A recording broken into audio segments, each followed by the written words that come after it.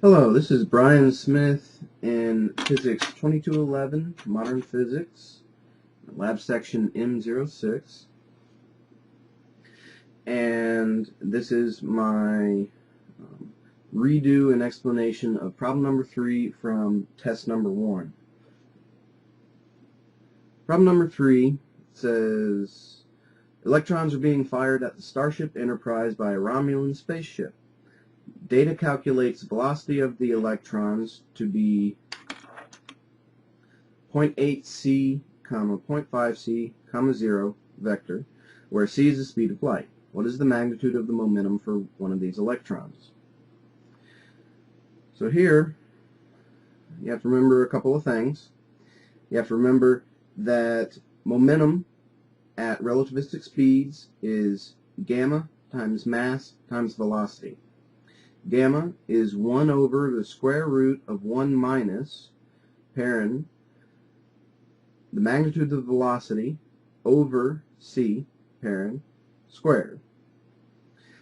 The mass of an electron is 9 times 10 to the negative 31 kilograms, and the velocity is c times 0.8, 0.5, 0.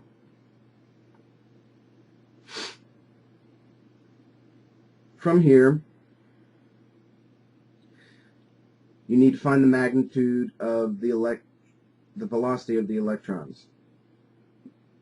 So you can factor out c, because it gets squared like everything else, and it'll just come out. And so it turns out to be c times the square root of 0.8 squared plus 0.5 squared, and that's c times approximately 0.943 meters per second. That's the total. It's not meters squared per second squared, it's meters per second. Now I keep this value in my calculator. I have one of these graphing calculators that has A through Z variables memory storage, so I stored this value in one of those variables. It's approximately 0.943 times C. It's good to minimize the error of your calculations to try and keep all of those intermediate values in your calculator until you can get to the last value to calculate significant figures. Sig figs for this part is actually 1. There's 1 sig fig for this part because of the initial velocity of the electrons. Moving on, gamma is equal to 1 over the square root of 1 minus magnitude of velocity over c squared. So all you have to do is go back over here, take out the c, and it's 0.943. So 1 over root 1 minus 0.943 squared. Here's another intermediate value I store in my calculator. It's approximately 3.015, and that's unitless. Gamma is unitless. So then you go down here, and to calculate the vector momentum, you take gamma times the mass of the electron times the velocity of the electron. So it's 3.015 times 9 times 10 to the negative 31 kilograms times the original velocity that was given to us in the directions.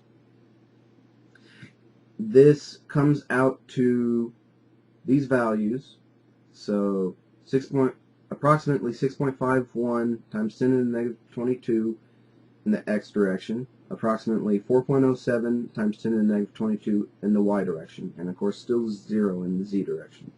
All kilograms meters per second.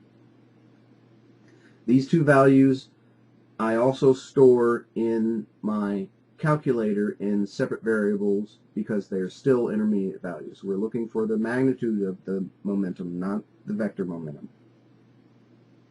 So to find the magnitude of the momentum, you need to square all of the entries, add them together, and then take the square root. So that's what I've done here, again in my calculator. And it comes out to approximately 7.68 times 10 to the negative 22 kilograms meters per second. taking sig figs of 1 sig fig, that is the magnitude of the momentum is 8 times 10 to the negative 22 kilograms meters per second. Part B of the question is the final part, and it reads, Captain Picard wants to reverse the electrons back to the Romulan spaceship. He orders Worf to fire a force field for 2 seconds that reflects the electrons back along their original path. If the magnitude of the electron's momentum is unchanged, calculate the force vector of the force field applied by Worf. So, I drew a diagram to kind of just envision what's going on here. So you've got an electron gun over here, electrons going this way, and they're coming up against a force field right here. And this provides a constant force over 2 seconds. Need to recall that the vector of the same magnitude as a comma b comma 0, but opposite direction, is given by negative a, negative b, 0, commas in between.